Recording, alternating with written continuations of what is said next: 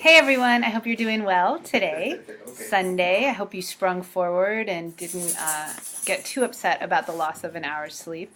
I have mixed feelings, right? I'll be glad when it's darker later at night, but I didn't really think it was 9 when I got up this morning because it was really 8, and that sort of cheated me, but whatever.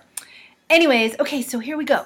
So you just spent the week talking about gender, and that was probably interesting, and maybe you thought about gender differently than what you used to think, maybe, hopefully. Maybe questioned the binary. And so we're going to move into this idea of sexual orientation.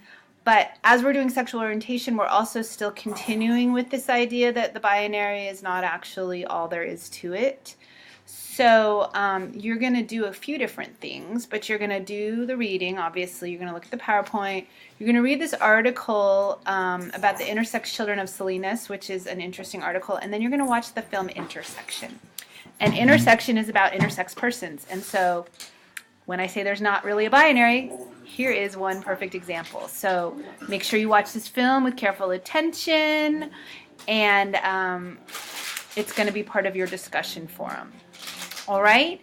And then I guess just to check in, this will be the last Sunday post. We won't do any posts.